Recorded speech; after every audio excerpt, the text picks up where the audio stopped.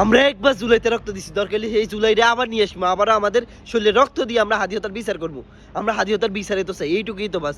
এই সরকারের কাছে আর কি চাইছি আমরা? হাদিয়তার বিচারে তো চাইছি, না করতে পারলে জাতিসংঘে দিয়ে দেখ। কিন্তু না, তারা তো হাদিয়তার বিচার করবে না, জাতিসংঘরাও দিবে না, উল্টা আমাদের ভাইদের গায়ে আক্রমণ করে, আমাদের গায়ে আক্রমণ করে, ক্ষত বিক্ষত করে ভাই। এদের মনে করেন যে পোশাক বদলাইলে কোনো লাভ হইব ভাই? এরা মনে করেন যে সেই শেখ হাসিনার এই পুলিশ বাহিনী রয়ে গেছে, এরা কোনোদিনও মনে করেন তাদের মন মানসিকতা পাল্টাইবো না ভাই, কোনোদিনও পাল্টাইবো না। এরা কোটি কোটি টাকা দিয়ে পোশাক বদলে কোনো লাভ হয় না ভাই। সাংবাদিকদের গায়ে পর্যন্ত তারা হাত তুলছে ভাই, কত বড় নিকৃষ্ট হইলে ওই তারে দাদা, কত বড় বড় জুলুম করতে পারে তারা মানুষের উপর। আমাদের ইনকলাব মঞ্চের মেয়েদের গায়ে বড় হাত তুলছে ভাই, হাত তুলছে তো তুলছে, তাদেরকে বুট জোড়া দিয়ে পর্যন্ত পাঠাইছে ভাই। কি কমু আর, মানে মুখের ভাষা নাই, কি কমু ভাই। চোখের পানি ধরে রাখতে পারিনি এসব দেখলে, মনে করেন যে মনে হয় যে তখন নিজের শরীরে রক্ত দিয়ে হইলো আমাদের ভাই বোনদের বাঁচাই আমি ভাই। বিশ্বাস করবেন না, তারা বাসের থেকে সাধারণ মানুষের নামাইও ফিরছে, কিন্তু কোনো একটা নিউজ চ্যানেলে এগুলো আসে নাই। বড় তারা উল্টা আরো বলে কি, আয় হাদির লাশ নিয়ে যা। কত বড় জানোয়ার তারা।